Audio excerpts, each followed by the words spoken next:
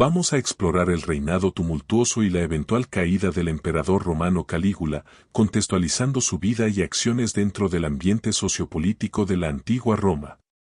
Detalla su ascenso al poder, sus cambios de comportamiento después de una enfermedad, y las atrocidades que cometió, incluyendo asesinatos, perversiones y una gestión desastrosa. La narrativa culmina con el complot para su asesinato por miembros de la Guardia Pretoriana y senadores, así como las consecuencias inmediatas y a largo plazo para el Imperio Romano, que finalmente colapsaría siglos después. También se describen las condiciones de vida de los ciudadanos romanos, desde la élite hasta los esclavos, y la degradación de la ciudad bajo el gobierno de Calígula. Esta frase no es de una novela de terror, ni de una película. Es la descripción histórica del reinado de un emperador romano. Un periodo tan brutal que de verdad cambió el curso de la historia. Y hoy vamos a desentrañar cómo se forjó ese monstruo. La historia, lo recuerda por un apodo que le pusieron de niño, Calígula. Pero su nombre real era Cayo César, y fue nada menos que el tercer emperador de Roma. Para entenderlo, vamos a basarnos en reconstrucciones históricas, como las que se detallan en obras como Confrontando la Maldad, de Bill O'Reilly. Queremos ver cómo la que fue la gran esperanza de Roma se convirtió en una auténtica pesadilla de locura y crueldad. A ver, tratemos de imaginar la escena. Estamos en el año 38. Calígula tiene apenas 26 años y ya es, literalmente, el dueño del mundo conocido. Pero en la intimidad de su palacio no hay poder que lo consuele. Está completamente devastado por la muerte de su hermana Drusila, pero su dolor está envenenado por una paranoia que lo asfixia. Está convencido de que la asesinaron, igual que, según él, asesinaron al resto de su familia. Y ojo, su paranoia no salía de la nada. Los hechos son escalofriantes. Su padre, un general famosísimo y aclamado, murió envenenado. Su madre fue encarcelada por el emperador anterior, Tiberio, y se dejó morir de hambre. Y sus dos hermanos mayores, ejecutados por el mismo Tiberio, que temía que buscaran venganza. Calígula, que era solo un niño, se salvó porque lo consideraban inofensivo. ¿Nos podemos imaginar lo que es crecer en un ambiente así, donde la muerte y la traición son básicamente el pan de cada día? Sin embargo, cuando el temido y odiado Tiberio murió en el año 37, todo pareció cambiar. La llegada de Calígula al poder, con tan solo 25 años, desató una alegría inmensa en todo el imperio. El pueblo romano lo adoraba. Era joven, era descendiente del gran Augusto y prometía un nuevo comienzo, una era de paz, de prosperidad. Era la esperanza personificada. Y al principio, la verdad, parecía que iba a ser el gobernante ideal. Sus primeros meses fueron una especie de edad de oro. Perdonó exiliados, eliminó impuestos injustos, inició grandes obras públicas. Pero de repente, de un día para otro, todo cambió. El perdón se convirtió en ejecución, la generosidad en un despilfarro sin control y la humildad en una megalomanía divina. ¿Qué pudo haber causado una transformación tan radical? El punto de quiebre, el momento que lo cambió todo, llegó en octubre del año 37. Calígula cayó gravemente enfermo. Durante 3 largos meses, todo el imperio contuvo la respiración. Cuando finalmente se recuperó, algo dentro de él se había roto para siempre. El hombre que se levantó de esa cama ya no era la esperanza de Roma. Era un tirano paranoico, cruel, convencido de que habían intentado envenenarlo y de que todos, absolutamente todos a su alrededor, eran sus enemigos. Y su locura empezó a manifestarse en actos que, desafían toda lógica. Le declaró la guerra al dios Neptuno, obligando a sus legiones a apuñalar el agua y a recoger conchas marinas como si fueran un botín de guerra. Le dio a su caballo Incitatus una casa de mármol, con sirvientes, y lo nombró oficial del Estado. Humillaba a la élite de Roma por puro capricho, y su ego lo llevó a profanar templos para poner estatuas de sí mismo. Cada acto era más bizarro y aterrador que el anterior. Pero, y esto es crucial, no hay que confundir su excentricidad con una locura inofensiva. Su paranoia era letal. Se estima que durante sus apenas 4 años de reinado, ordenó la ejecución de casi 1/3 del Senado romano. Un 30%. No necesitaba pruebas, no necesitaba juicios. Una simple sospecha, un mal día, un mal humor, era suficiente para firmar una sentencia de muerte. No solo para el acusado, sino para toda su familia. Y la profundidad de su sadismo era de verdad inimaginable. Las fuentes históricas cuentan que Calígula instaló una cámara de tortura justo al lado de su comedor para poder cenar mientras observaba. Se dice que mientras los prisioneros eran literalmente partidos por la mitad con una sierra, él comentaba que sus gritos eran el aperitivo perfecto para su comida. Para él, sus víctimas ya no eran personas. Como era de esperar, esta situación no podía durar para siempre. La presión llegó a un punto de quiebre. El terror constante, las humillaciones públicas, las ejecuciones arbitrarias, todo eso unió a los hombres más poderosos de Roma, aquellos que vivían con el miedo constante de ser los siguientes. La élite romana, senadores, incluso miembros de su propia guardia, comenzaron a susurrar, a conspirar. La única salida era eliminar al monstruo que ellos mismos habían ayudado a crear. Y en el centro de esta conspiración encontramos a un hombre clave, Casio Querea. Él era un veterano de la Guardia Pretoriana, el cuerpo de élite encargado de proteger al emperador. Pero Calígula lo humillaba sin parar. Se burlaba de su voz, que consideraba afeminada, y le puso el apodo de Venus. Esa humillación personal, día tras día, transformó la lealtad de un soldado en un deseo ardiente de venganza. La decisión final que selló su destino fue un anuncio que dejó en shock a todo el imperio. Calígula declaró que iba a abandonar Roma y a mover la capital a Alejandría, en Egipto. Desde allí, planeaba gobernar como un monarca divino, como un faraón. Para el Senado esto era una traición imperdonable. Abandonar la ciudad eterna era un sacrilegio, y ese fue el catalizador que unió a todos los conspiradores. Ya no había vuelta atrás. El plan era tan despiadado como el propio emperador. La oportunidad perfecta serían los Juegos Palatinos. La idea era atraerlo a un corredor subterráneo, aislado del público. Allí, Querea y los otros guardias lo emboscarían. Y la crueldad no iba a terminar con él. Para borrar por completo su linaje, su esposa Milonia y su hija de apenas un año, Drusilla, también debían morir. Y así llegamos al 24 de enero del año 41, el día de la ejecución. Calígula asiste a los juegos, está impaciente, se queja, sin tener la menor idea de que cada segundo que pasa es el último. Entre los conspiradores, el aire se puede cortar con un cuchillo. La tensión es máxima. Un solo error, una sola mirada sospechosa y todos morirían de la forma más horrible. Cuando Calígula finalmente se retira del teatro, Querea lo guía hacia el pasaje subterráneo. En la penumbra del túnel, Querea se da la vuelta y grita esas palabras mientras le da la primera puñalada. Es la señal. Los otros guardias se abalanzan sobre el emperador caído, lo apuñalan 30 veces, con una furia contenida por años, desmembrando su cuerpo en un acto de violencia salvaje. En menos de 2 minutos, el autoproclamado Dios viviente yacía muerto en el suelo de piedra. Pero el baño de sangre no había terminado. La esposa de Calígula, Milonia, fue apuñalada. A su pequeña hija, Drusila, la mataron estrellándola contra una pared.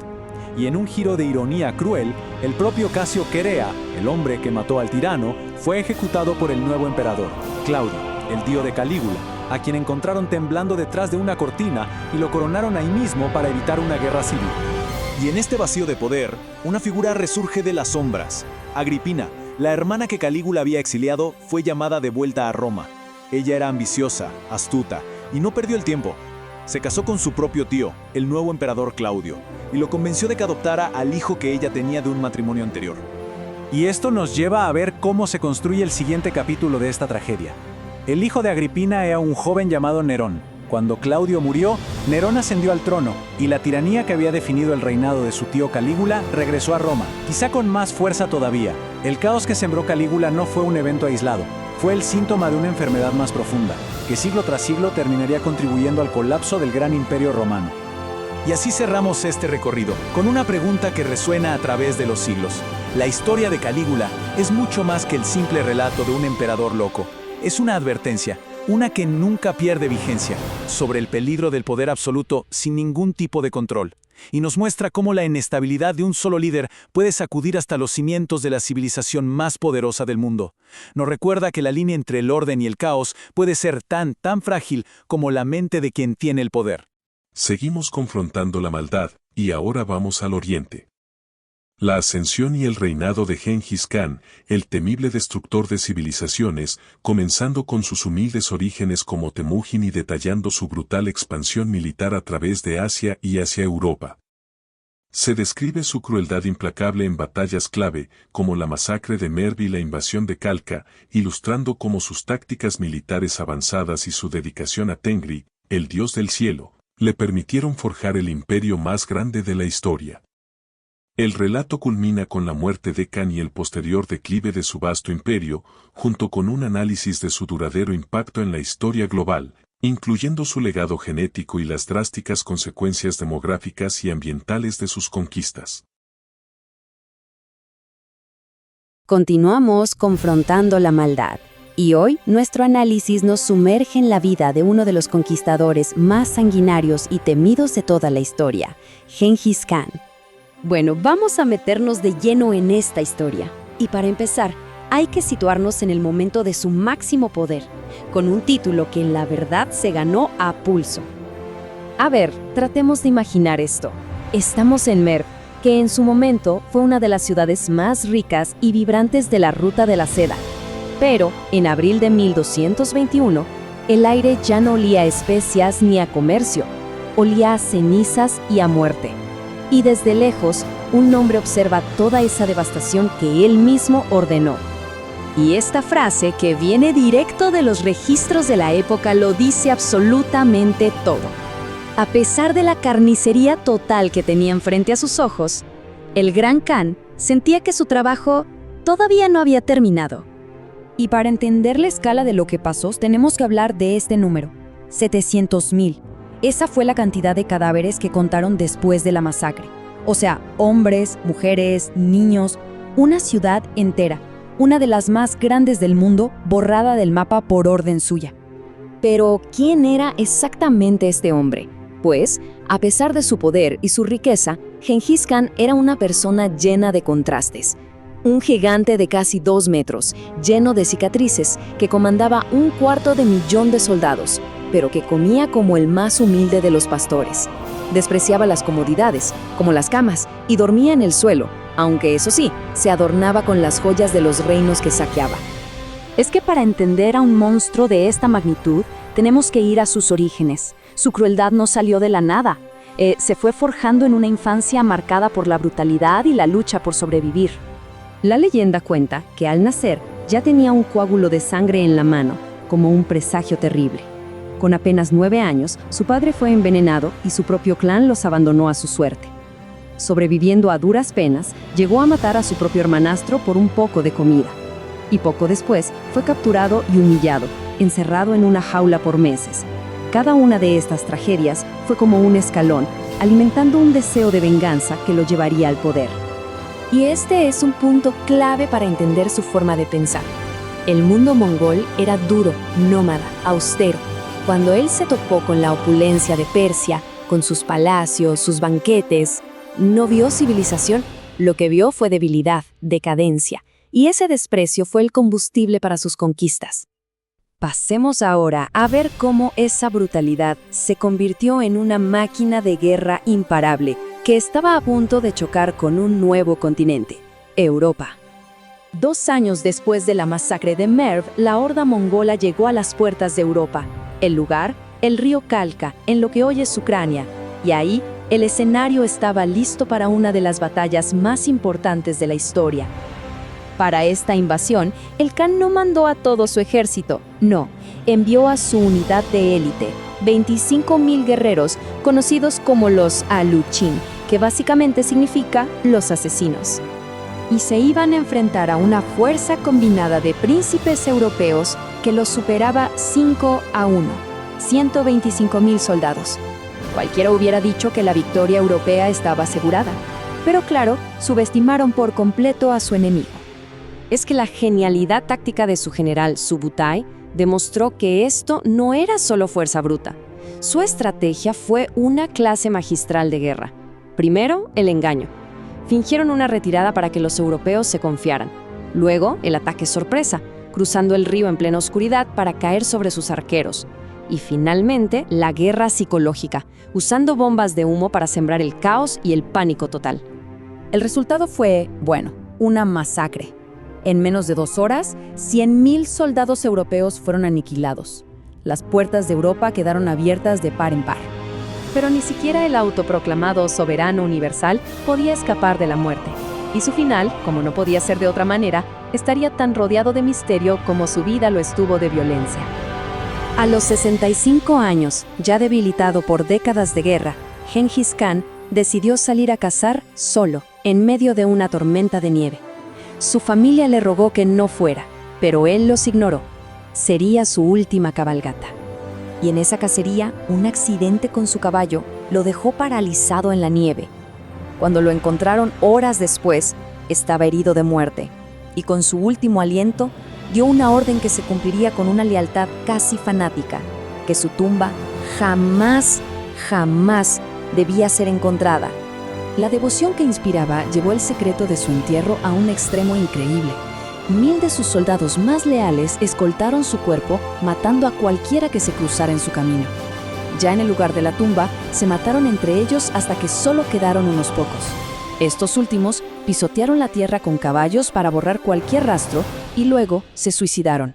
Un secreto sellado con muchísima sangre. El hombre desapareció, pero su impacto en la historia mundial apenas comenzaba.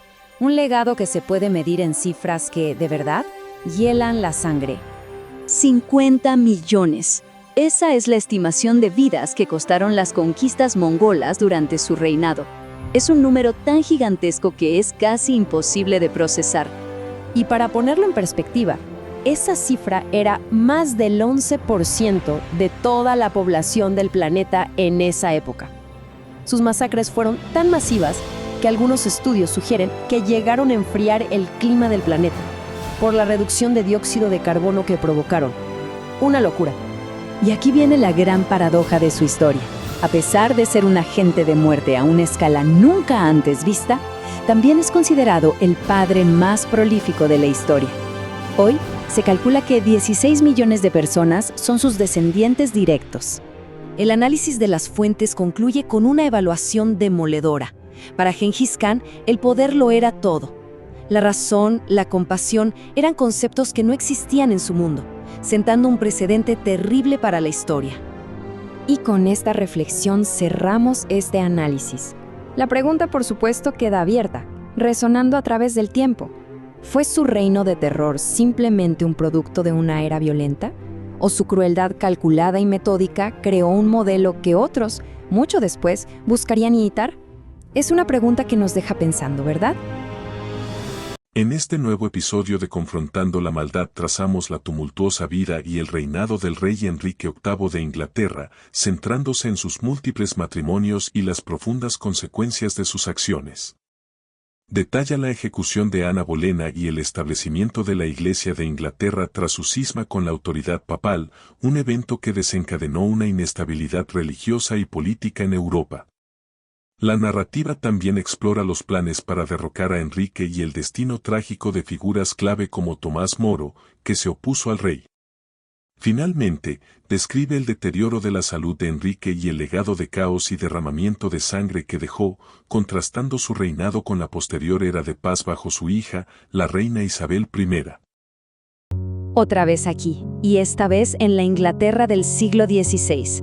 Hoy vamos a meternos de lleno en la historia de un rey cuya obsesión personal terminó desgarrando a toda una nación, cambió para siempre el rumbo de Europa y dejó un legado, créanlo o no, de sangre y al mismo tiempo de gloria. A ver, situémonos en la escena. Estamos en la Torre de Londres. Es el 19 de mayo de 1536 y en solo 30 minutos la reina de Inglaterra va a morir. Imagínense a Ana Bolena, encerrada nada más y nada menos que por su propio esposo, el rey Enrique VIII, pasando sus últimos momentos en una celda fría, húmeda, sabiendo perfectamente que su verdugo ya la está esperando. Y frente a todos, Ana se dirige a la multitud con una calma que de verdad sorprende. Pronuncia estas palabras, se arrodilla y de un solo golpe de espada es decapitada. Así de simple.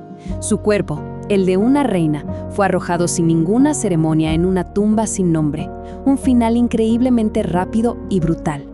Entonces, ¿de qué se la acusó?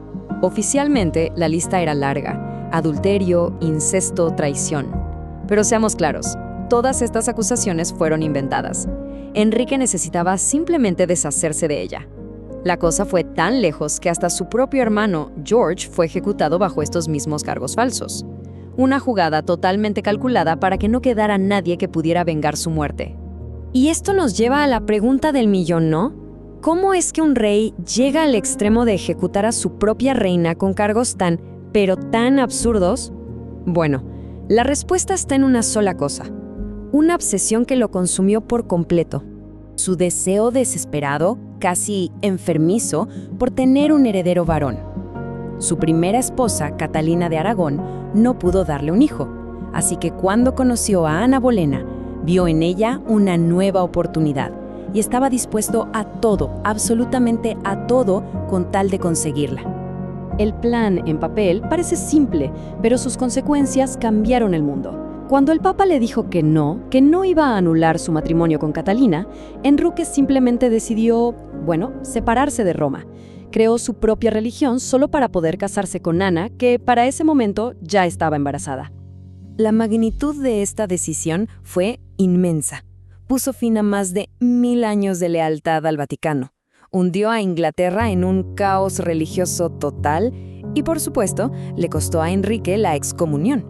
De la noche a la mañana, 3 millones de ingleses fueron, a los ojos de Roma, condenados al infierno.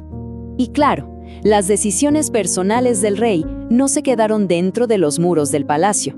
El precio de su obsesión lo pagó la nación entera, que se hundió en una espiral de sufrimiento y violencia. Pensemos en el contraste.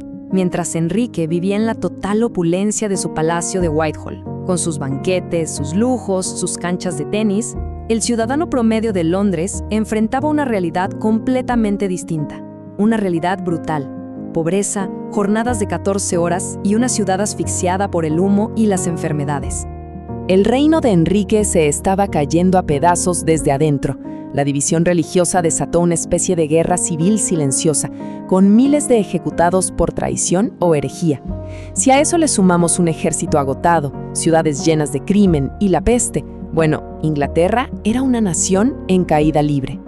El costo humano fue altísimo. Sir Thomas More, uno de los hombres más poderosos y respetados de toda Inglaterra, amigo cercano del rey, fue ejecutado. Su crimen: simplemente negarse a aceptar a Enrique como cabeza de la iglesia. Sus últimas palabras resumen perfectamente la elección imposible que muchos tuvieron que enfrentar. Pero los excesos del rey no solo destruyeron su reino, lo terminaron destruyendo a él. Su propio cuerpo se convirtió en un reflejo grotesco y horrible de su propia tiranía. En su peor momento, se dice que Enrique llegó a pesar casi 180 kilos. Su apetito era legendario, un símbolo clarísimo de su degeneración y de su absoluta falta de control. Y su cuerpo, castigado por tantos excesos, finalmente se rebeló. Úlceras que supuraban, una gota que lo dejaba paralizado, infecciones constantes. Todo esto lo atormentaba sin piedad. Al final de su vida, el rey tirano era un prisionero en su propio castillo, confinado a una silla y consumido por un dolor que no cesaba, mientras su cuerpo, literalmente, se pudría en vida. Y por supuesto, no podemos hablar de Enrique VIII sin mencionar el infame legado de sus 6 esposas. Es un patrón que resume a la perfección la brutalidad de su reinado. La historia se cuenta casi como una rima bastante macabra, ¿no? Divorciada, decapitada, muerta. Y la cosa sigue: divorciada, decapitada y, al final, una sobreviviente. Un destino terrible para casi todas las mujeres que se atrevieron a sentarse en el trono junto a él. Pero la historia no termina con la muerte de Enrique, ni mucho menos. Su fallecimiento desató un periodo de caos que, por más increíble que parezca, terminaría llevando a una de las épocas más gloriosas de toda la historia de Inglaterra. La sucesión fue una verdadera montaña rusa de violencia. Primero, su hijo Eduardo VI, que tuvo un reinado muy breve. Luego, su hija María, católica devota, que intentó revertir toda la reforma de su padre con una brutalidad que le ganó el apodo de María la Sanguinaria. Pero después de ella, llegó al trono Isabel I, la hija de la mujer que Enrique había mandado a ejecutar. El contraste es impresionante. Donde Enrique sembró tiranía y división, Isabel trajo compromiso y paz. Logró transformar el caos que le dejó su padre en una era de poder, de exploración, de florecimiento cultural. La famosa Edad de Oro isabelina nació literalmente de las cenizas del reinado de Enrique. Pero para entender cómo de las cenizas pudo surgir el oro, tenemos que recordar cómo pensaba el hombre que encendió el fuego, Estas son sus propias palabras, y nos muestran su delirio de autoridad divina, la justificación que él usaba para toda su crueldad. Estaba convencido de que estaba corrigiendo el mundo, cuando en realidad lo que hacía era prenderle fuego. 15 millones. Ese es el número estimado de muertes en toda Europa como resultado directo de los conflictos religiosos que las acciones de Enrique ayudaron a desatar. Su obsesión personal tuvo un costo continental, simplemente devastador. Y así llegamos a la pregunta final, que es una gran paradoja de la historia. ¿Cómo es posible que la brutalidad de Enrique VIII, un rey que casi destruye su nación por un heredero, al final llevara al trono a su hija? Una hija que, sin herederos propios, guió a Inglaterra a su máximo apogeo. Es algo para...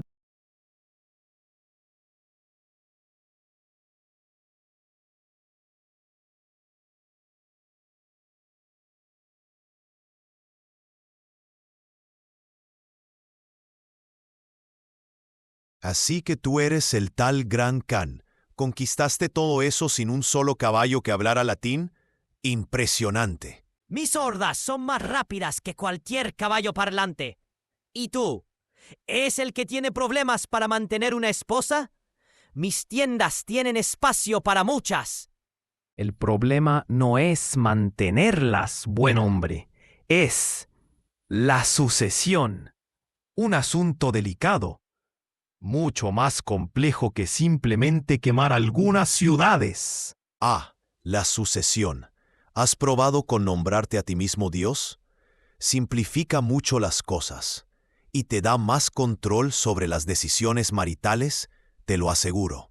Me pregunto si sus consejeros imperiales serían más flexibles con los divorcios.